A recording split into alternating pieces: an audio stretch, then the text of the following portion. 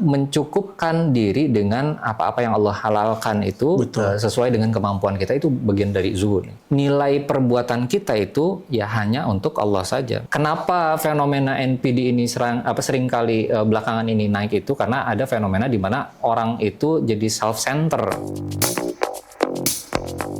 Assalamualaikum teman-teman, kembali lagi di acara PDKT pengen deket ke Tauhid. Masih bareng sama Ilham nih di sini. Yang akhirnya seperti biasa, PDKT itu kita bakal ngebahas isu-isu yang mungkin akhirnya sesuai dan relate dengan keadaan kita ya, terutama para Gen Z yang nanti akan digali POV-nya itu secara Islam.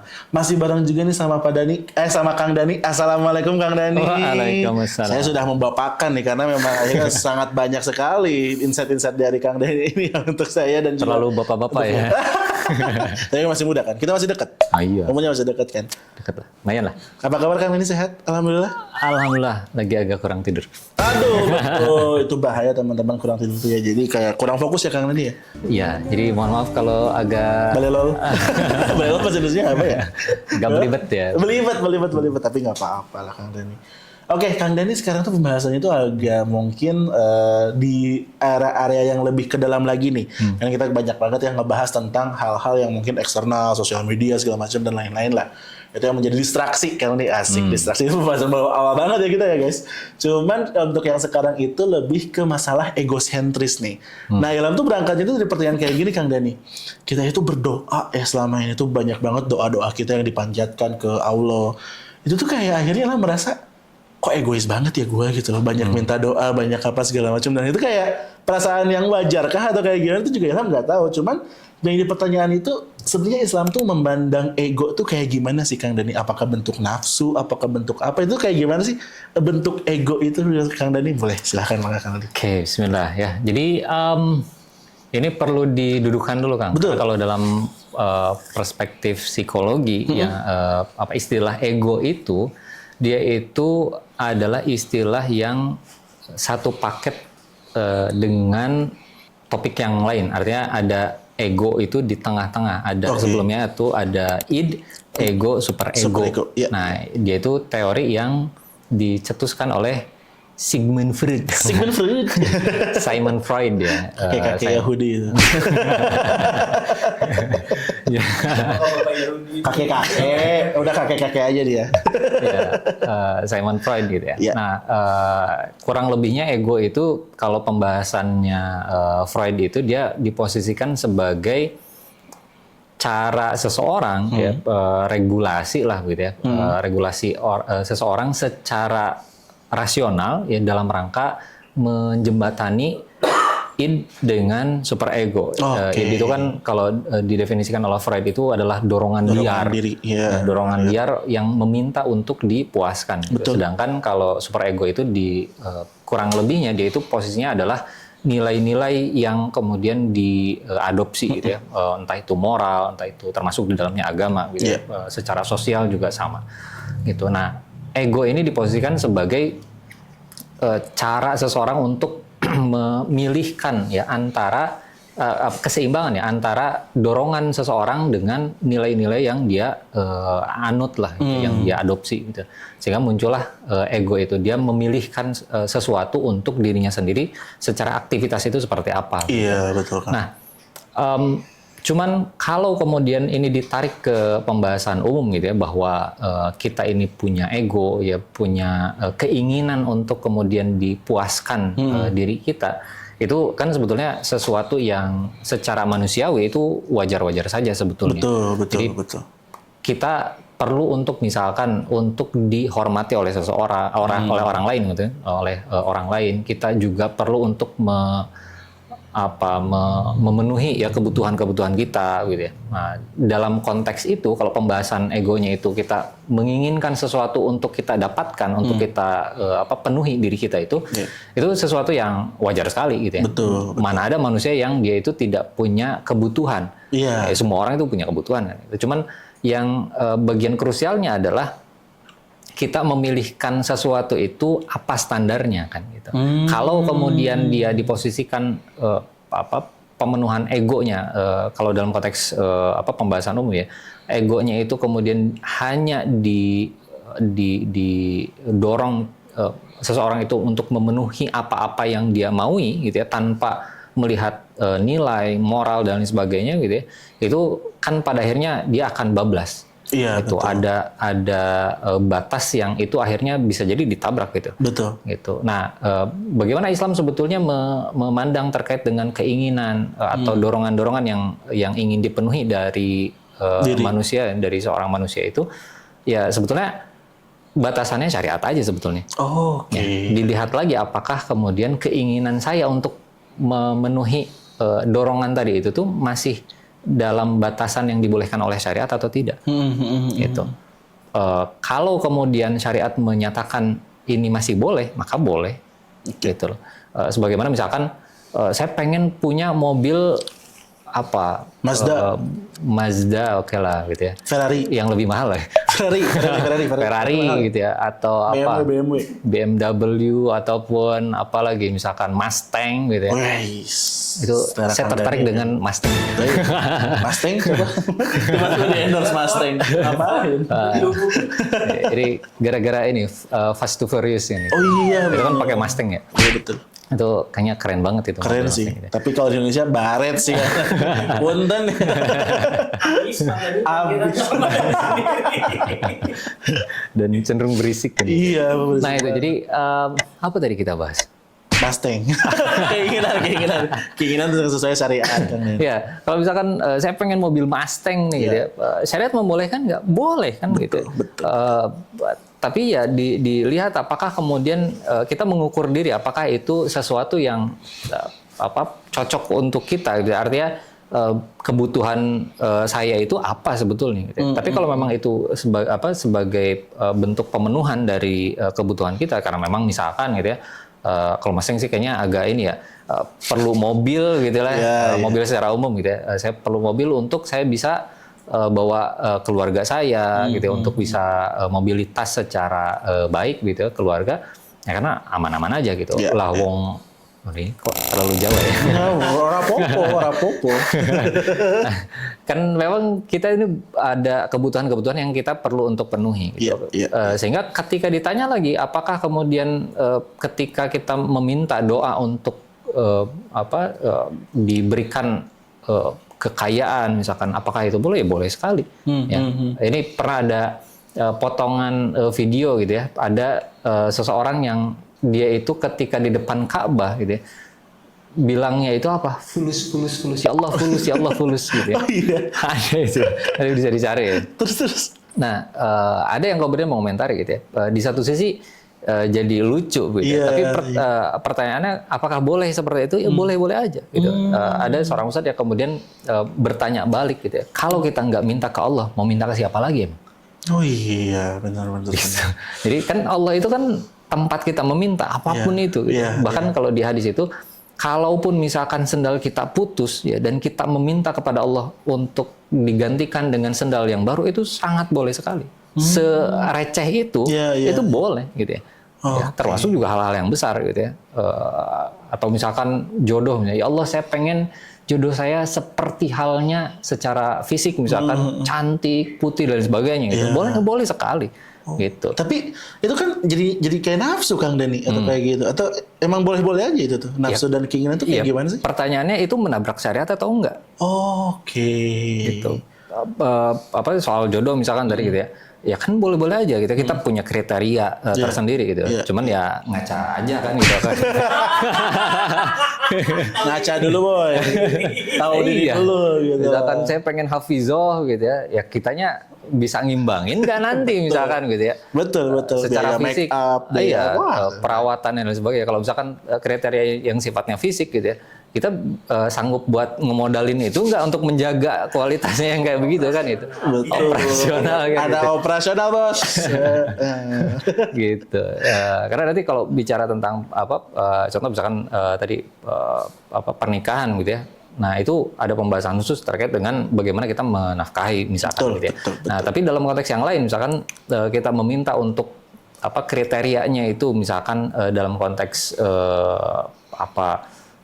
dia itu punya hafalan sekian gitu ya. Ya kita lebih ke melihat diri, ya kita bisa ngimbangin atau enggak kan gitu. Betul, Kita bisa menjaga orang itu, bahkan melejitkan orang itu atau tidak gitu. Ataupun dalam konteks harta tadi itu, kalau Allah kemudian kita minta kepada Allah itu, ya Allah pengen rumah 1.000 meter persegi misalkan gitu ya. Kita lihat dulu kan, kita bisa nggak nanti untuk merawatnya itu gitu ya.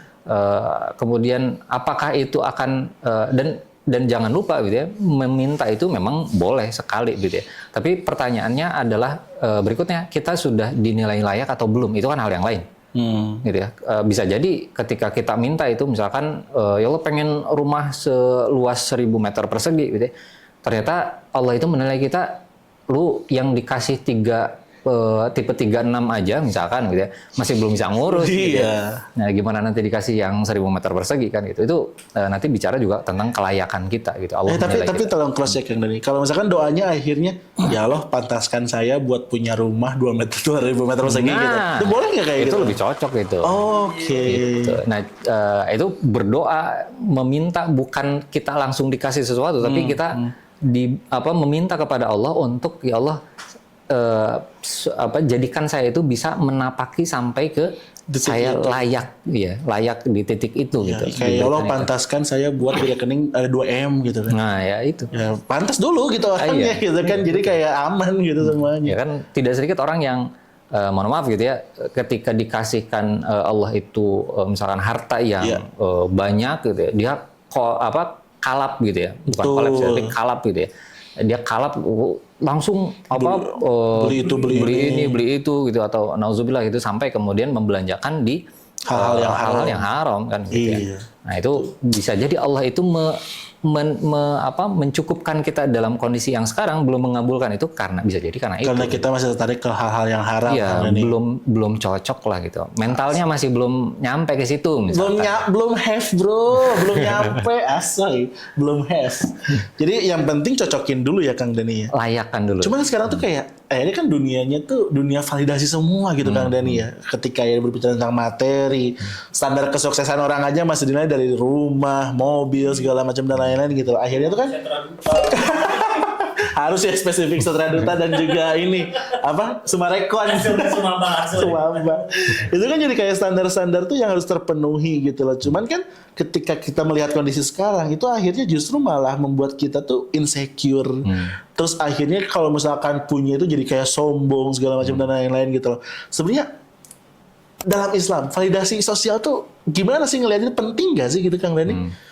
Nah, kalau mau langsung lihat case-nya ya, kita ambil case bagaimana generasi paling baik gitu ya, yang Allah kemudian titipkan kelebihan secara materi, ya, popularitas dan lain sebagainya itu, mereka itu punya semua itu, dan kita lihat bagaimana mereka memosisikan hal-hal yang Allah kasih itu. Sebagai contoh yang kita pernah juga angkat itu adalah soal Abdurrahman bin Auf misalkan. Abdurrahman bin Auf itu. Beliau itu kan adalah orang yang bahkan dalam tanda kutip ya dikutuk tidak bisa jadi miskin, Kang. Dalam tanda kutip ya dikutuk. Pengen banget tuh. Ya Allah, saya pengen dikutuk jadi miskin. Mantap banget. Ya karena pernah ada ini menarik peristiwa yang dialami oleh beliau itu, merasa kayaknya saya pengen coba merugi gitu, karena ketika berdagang beliau itu selalu untung kan. Rugi itu nyoba. Pengen coba-coba gitu. Nah, ya Allah. Pada akhirnya beliau itu melakukan apa? Beliau beli kurma yang busuk, Kang. Kurma yang busuk. Di pikiran beliau gitu, dan kita juga siapa yang mau beli kurma busuk kan? Nah ini rugi dong kan gitu ya. Tiba-tiba ternyata di satu waktu itu ada orang-orang yang mereka itu mencari kurma busuk untuk dijadikan sebagai obat katanya. Itu kurma busuknya dibeli semua, untung lagi akhirnya. Emang gak bisa miskin, gak bisa memang. Gitu. Nah itu tapi menariknya bukan di situ. Menariknya adalah bagaimana beliau itu kemudian memosisikan harta yang Allah titipkan itu. Ketika beliau punya kebun kurma, Allah titipkan harta yang begitu banyaknya. Beliau itu tidak menyimpan harta itu di hatinya beliau. Jadi mudah sekali beliau itu untuk menginfakkan harta yang beliau sudah miliki. Gitu. Atau kemudian sahabat yang lain yang begitu populer pada saat itu adalah yang populer pada saat itu salah satunya adalah Mus'ab bin Umair. Mus'ab bin Umair radhiyallahu anhu itu beliau itu gantengnya itu katanya mirip secara paras itu, secara postur juga mirip dengan Rasulullah SAW. Gitu. Kegantengan itu mirip sekali gitu ya. Bahkan ada yang mencocokkan. Ya, mencocokkan. Jadi seolah-olah ketika melihat Mus'ab itu mirip sekali gitu ya, dengan Rasul gitu. Sallallahu alaihi wasallam. Nah, popularitasnya beliau sebelum masuk Islam itu dari sisi harta juga beliau dari golongan have gitu. Have banget di. Iya, bahkan digambarkan itu parfumnya itu tercium sebelum beliau datang, radius sekian itu ini udah ketahuan kayaknya Mus'ab ini akan datang gitu. Gile, dari radius sekian gitu. Doang. Dan ketika beliau udah lewat itu masih tercium juga. Saking kemudian parfumnya itu mahal dan memang beliau itu dari golongan golongan have tadi itu. Iya, betul. Nah, tapi ketika beliau masuk Islam, beliau tinggalkan itu semua, beliau kemudian memberikan seluruh popularitasnya, kekayaannya termasuk itu untuk kemudian jalan Islam. Nah, kalau kemudian tadi dikaitkan dengan validasi sosial, sebenarnya kita itu nggak akan selesai kan kalau minta validasi sosial. Oke, betul. Apa yang kita miliki, kalau kita dijadikan sebagai cara untuk meminta validasi secara sosial, nggak akan selesai kan? Iya. Ada yang misalkan di saat ini gitu ya, Allah titipkan kepada kita mobil yang bagus misalkan. Mungkin nggak ada orang yang kemudian nyinyir dengan mobil itu. Iya lagi, pasti bakal ada. Ada aja kayak gitu. Namanya juga manusia, human. Gitu. Atau misalkan terkait dengan popularitas misalkan gitu ya. Kita udah terkenal dan sebagainya. Ada nggak orang yang kemudian, wah itu mah cuman misal gitu ya, di YouTube aja misalkan gitu ya. Iya, pasti merendahkan juga banyak. Gitu. Ya itu kan hal yang kita tidak bisa kendalikan ya. Betul, betul. Validasi kita adalah validasi di hadapan syariat aja, sebetulnya itu akan cukup. Oke. Syariat itu misalkan dalam konteks kebolehan ya, boleh nggak kita itu populer, boleh nggak dalam konteks syariat itu kita punya materi gitu ya, kan boleh-boleh aja. Tapi pertanyaannya adalah kita menggunakan popularitas, kita menggunakan harta itu untuk apa? Kan bagian itu krusialnya. Iya. Karena ada orang yang populer itu dia justru menggunakan popularitas itu untuk apa? Mendakwahkan Islam. Tuh. Sebagai contoh misalkan di tahun 2026 itu ada YouTuber yang begitu melanglang buana ya, ustad. Siapa tuh? San Felix Xiao ya, Itu katanya merajai seluruh podcast itu, paling sering muncul di podcast itu 2025 2026 betul, itu. Felix Xiao, iya. Nah, beliau itu kan sebegitu populernya. Iya. Beliau gunakan untuk apa? Untuk kemudian menyampaikan Islam. Betul. Itu kan berarti menggunakan popularitasnya dan kemudian didudukan di hadapan syariat. Saya ini ada exposure nih. Gitu. Saya mau pakai exposure ini untuk kemudian mendakwakan Islam, mensiarkan Islam. Itu kan top markotop kan gitu. Top markotop, Felix, mantap Felix. Gitu. Nah itu jadi kalaupun kemudian tadi ditanya apakah secara validitas itu kita butuhkan, sebenarnya nggak akan beres-beres kalau validasi masih berbau duniawi, masih berbau sosial. Secara sosial gitu ya, kita nggak akan selesai.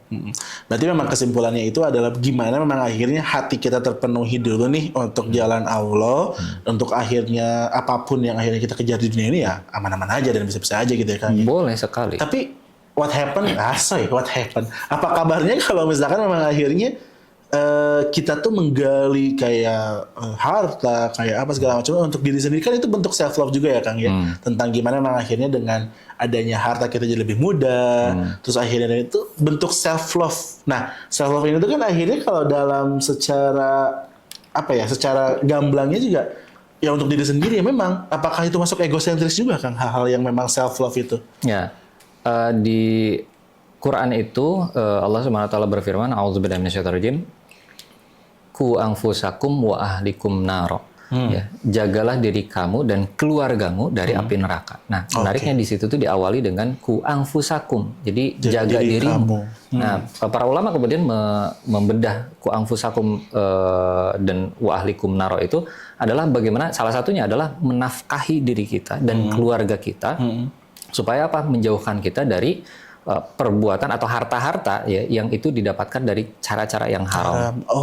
Gitu. Nah, kalau itu didefinisikan sebagai self love gitu ya, menjauhkan diri kita ya dan keluarga kita dari api neraka dengan hanya memakan harta yang halal, maka ya itu dibolehkan. Justru kita di dunia ini gitu ya, ketika kita mencari penghidupan itu kan dalam rangka itu. Betul. Misalkan baju nih, ini kan bukan semata-mata aksesoris dong, ya, tapi cara kita memuliakan diri kita betul. Gitu ya.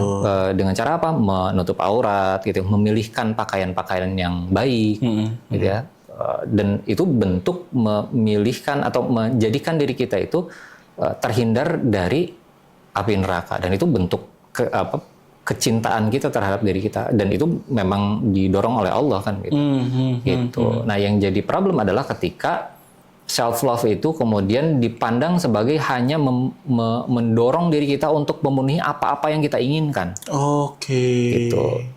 Sedangkan keinginan kita itu seringkali tidak proper, gitu ya. Ya, kadang-kadang ya gitu, kadang-kadang kita bingung. Kayaknya pengen ini deh, kadang-kadang kayaknya pengen itu gitu. Pada akhirnya tidak jarang pada akhirnya jadi impulsive buying, gitu ya, jadi FOMO, gitu ya. Ini ada barang baru, gitu ya, langsung ada versi 17 Pro Max misalkan.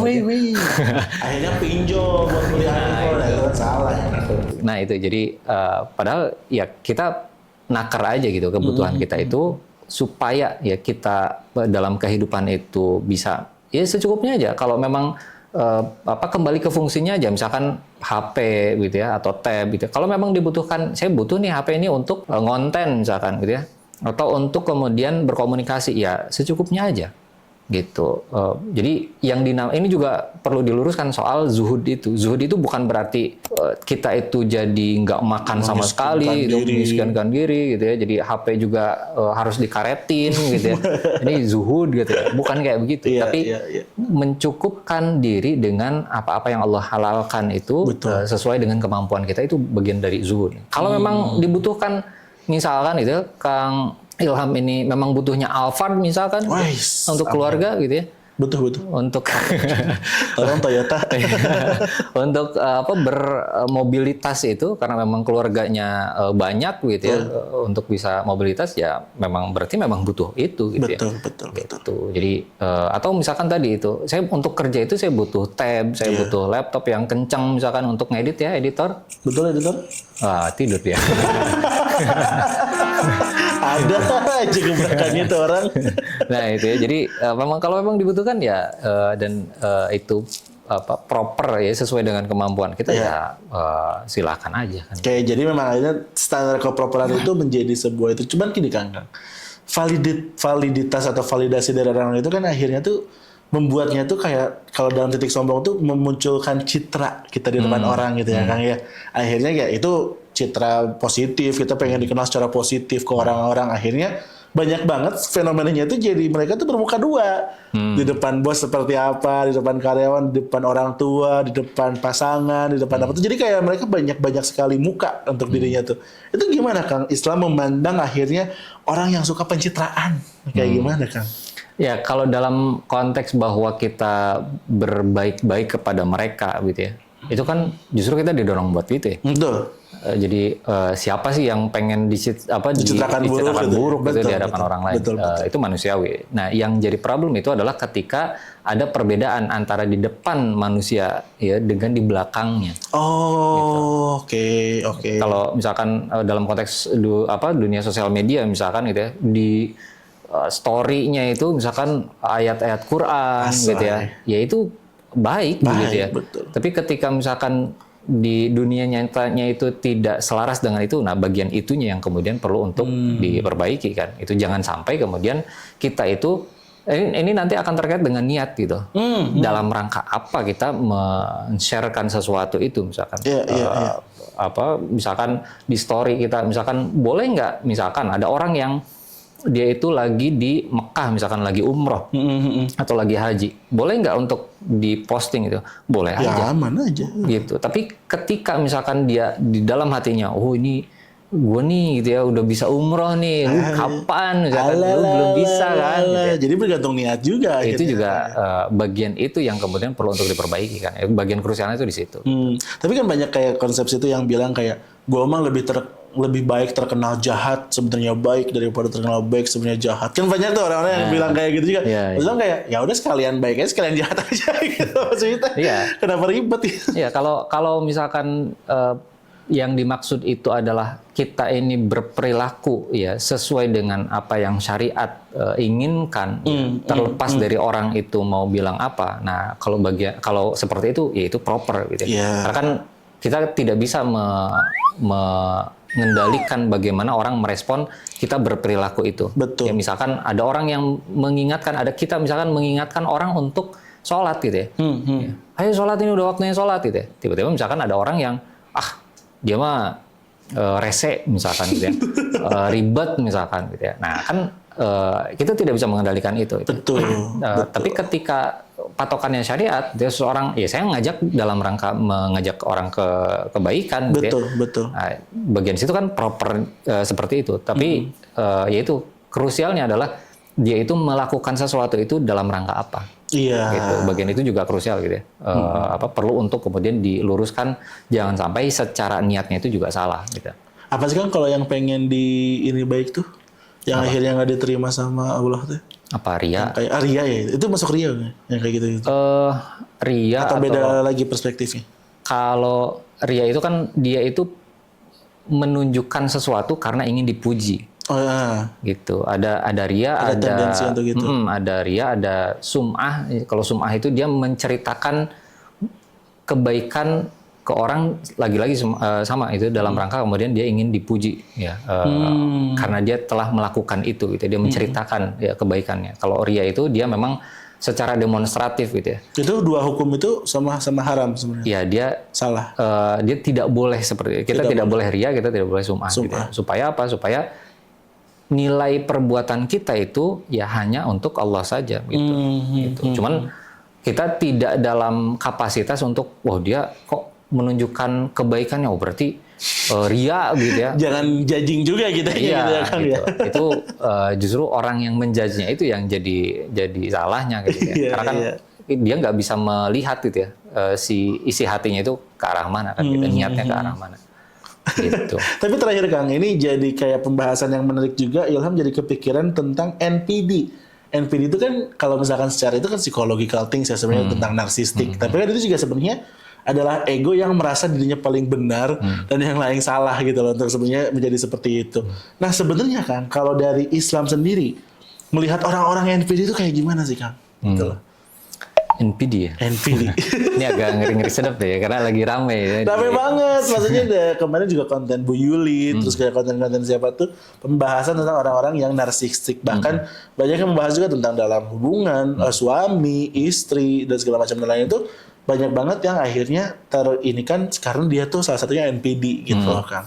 Ya, pertama soal NPD itu kan dia, betul dia diagnosa secara psikologis, dia perlu untuk di-assess dulu gitu ya. Ya, betul. Karena NPD itu kan narcissistic personality disorder. Personality disorder. Dia udah masuknya ke abnormalitas sebetulnya. Spektrumnya udah masuk ke abnormalitas sebetulnya. Nah sehingga kita tidak bisa menyatakan menjudge seseorang, wah lu mah NPD misalkan gitu ya. Sebagaimana kita juga tidak bisa menjudge seseorang itu misalkan depresi, kayaknya depresi gitu. Hanya karena misalkan ada beberapa simptomnya saja. Betul. Jadi perlu untuk dilakukan asesmen lebih lanjut untuk menyatakan secara tegak diagnosisnya bahwa dia itu memang NPD misalkan. NPD gitu. betul. Nah cuman menariknya adalah kenapa fenomena NPD ini seringkali belakangan ini naik itu karena ada fenomena di mana orang itu jadi self-center gitu. Bagaimana menunjukkan diri itu lebih ya, dibandingkan dengan orang yang lain gitu. Betul. Nah, kalau ini dikaitkan dengan Islam nanti akan kalau kita iriskan dengan pembahasan Islam itu lebih ke bagaimana dia memosisikan dia itu sombong atau tidak kan gitu. Kan sombong itu kalau didefinisikan itu sebagai menyatakan bahwa dia itu benar, yang lain itu salah gitu ya. Orang lain itu kemudian rendah dibandingkan dengan dirinya sendiri, itu kan sombong, katanya seperti itu. Gitu ya. Jadi apa-apa yang ada di diri saya itu pasti benar. Nah, itu kan salah satu ciri juga ya NPD itu. Tapi NPD kan lebih banyak lagi nanti si pembahasan itu ada misalkan ada near empati gitu ya. Dia merasa bahwa apa yang saya lakukan itu ya nggak salah gitu. Dia tidak bisa berempati pada orang lain gitu. Nah, itu jadi kalau kemudian ini kaitkan bagaimana Islam memandang itu, kalau NPD-nya ini berupa simptomnya ya, simptom-simptom NPD itu karena memang disorder gitu ya. Ada hal-hal yang memang perlu untuk di clearkan, semacam tadi kesombongannya itu gitu ya. Kan hal atau sifat dan sikap yang itu tidak boleh ada di seorang muslim gitu ya. Seorang muslim itu bahkan dikatakan kesombongan itu bisa, kalau saya nggak salah ya, itu atau ini saya khawatir salah ini ya, kesombongan itu kan adalah jubahnya Allah. Gitu, jubahnya Allah. Jadi baju kebesarannya Allah yang itu tidak boleh kemudian dipakai oleh makhluk gitu. Nah, sehingga kalau salah satu ciri NPD itu adalah dengan kalau disimpulkan misalkan dengan kesombongannya gitu ya, maka ya tentu itu tidak boleh ada di diri manusia gitu. Nah, itu jadi tapi apakah kemudian memikirkan tentang diri sendiri, memikirkan tentang bagaimana kita memperlakukan diri dengan baik, apakah itu tidak boleh? Ya boleh-boleh aja. Gitu. Karena justru Islam itu mendorong diri kita itu untuk memperlakukan diri kita itu dengan sebaik-baiknya. Jadi tidak boleh kita itu menzolimi diri kita sendiri itu. La doror wala diror gitu. Jadi tidak boleh menyakiti, tidak boleh doror itu membahayakan diri sendiri dan tidak boleh membahayakan orang lain. Nah, itu kan artinya kita perlu untuk mempertimbangkan sesuatu yang kita mau lakukan itu baik untuk diri kita atau tidak. Gitu. Itu artinya di kadar yang pas gitu ya, memikirkan tentang diri sendiri itu boleh-boleh aja. Gitu, didudukan secara syariat gitu ya. Yang tidak boleh itu adalah ketika kita hanya memikirkan tentang diri sendiri, tidak mau mendengarkan masukan dari orang lain, bahkan mendobrak syariat. Nah, apalagi tambah itu kan gitu ya. Nah, itu yang jadi problemnya kan di situ. Gitu. Karena juga kan salah satu ciri NPD itu adalah bagaimana seseorang itu dia anti kritik. Iya, betul. Ya. Misalkan hentikan program ini misalkan. Nah, hei Anda. Enggak ya. Itu contoh aja ya. Ya itu mah Mr. yang lagi rame ya kan. Yang lagi rame betul. Gitu. Itu kan kritik itu sebetulnya juga perlu untuk dipertimbangkan gitu. Apalagi dalam konteks sosial itu juga kita perlu melihat apakah kemudian yang kita lakukan itu ini baik secara sosial, apalagi kalau seseorang itu dia mengatur di urusan publik. Iya. Gitu. Itu juga perlu punya kewenangan, punya kekuasaan. Ya, jadi jangan sampai dong sebaik-baiknya. Jadi jangan sampai perspektifnya hanya perspektif dari sendiri saja gitu. Tapi justru perspektif dari yang diurusnya itu. Itu kan jadi hal sama juga ketika akhirnya hal-hal personal ya Kang ya, yang memang akhirnya dipaksakan. Seperti Ilham sebut aja lah, ketika berterimaan Ilham tentang LGBT itu kan adalah ketika dia harus diterima secara umum gitu ya, secara haknya segala macam dan lain-lain. Ya, padahal ya apa yang harus terima kan dari hal personal kayak gitu kayaknya sebenarnya kerusakan gitu kan akhirnya justru itu. Maksudnya itu sama kayak UU ITE sebenarnya kan yang memaksakan personal hal untuk akhirnya bisa dimasukkan ke mata hukum. Itu kan yang ayolah teman-teman gitu ya, yang di atas nih bisa untuk lebih ini lagi. Jangan NPD ya Kang yang penting ya. Yep. Sangat berbahaya sekali itu. Sangat berbahaya karena memang kalau dari perspektifnya pun tentang masalah ego tadi, terus akhirnya tentang validitas, itu yang akhirnya mengarahkan kita tuh jadi gampang tadi ya Kang ya. Akhirnya doa tuh ya tadi yang kata Ilham itu tentang kita tuh egois nggak ya berdoa segala macam dan lainnya. Ternyata memang asal tidak menabrak syariat tuh ya nggak apa-apa. Sebenarnya Islam tuh mudah dan simpel sebenarnya Kang ya. Mudah sekali, sangat memudahkan sekali. Dan ruang-ruang bagi kita ya secara manusia itu untuk berkehidupan itu sangat dibuka lebar. Gitu. Iya ya. Yang diingatkan itu adalah jangan sampai pencapaian dunia itu hanya berhenti sampai di pencapaian dunia. Gitu. Tapi dipersepsikan sebagai ini aja pijakan untuk ke akhirat nanti kan. Dan sebenarnya untuk orang-orang yang masih memang akhirnya menganggap Islam itu banyak halangannya, kayak banyak boundariesnya, ya berarti memang belum mengenal aja gitu ya. Iya, ya ada banyak ini kok. Sebagai contoh misalkan ada rukhsah gitu ya. Kan itu kan pemakluman secara syariat itu yang itu fleksibilitas syariat itu sefleksibel itu. Misalkan sholat gitu ya. Betul. Kan kalau misalkan nggak bisa berdiri boleh duduk. Kalau nggak bisa duduk boleh sambil telentang. iya boleh berbaring gitu. Iya. Kalau nggak bisa berbaring Pakai mata. ya pakai isyarat gitu ya. Kalau nggak bisa pakai isyarat disolatkan. Gitu. Ya, Itu pilihannya kan. seperti kameramen kita nih yang kayaknya Sudah pindah alam ya. sudah pindah alam dia kayaknya kan.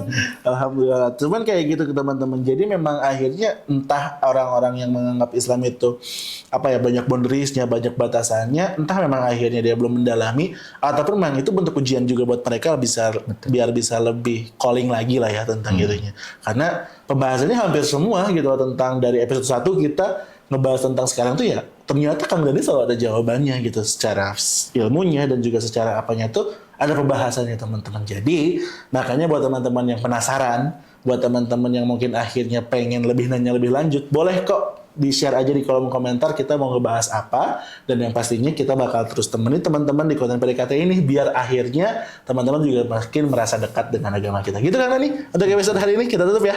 Mantap banget. Terima kasih banget Kang Dani atas waktunya. Teman-teman juga terima kasih. Jangan lupa buat di like, komen, dan subscribe. Dan juga share bila video ini bermanfaat. Sampai jumpa di konten PDKT selanjutnya. Assalamualaikum. Dadah. Waalaikumsalam. Ger. Syare deh. Geren.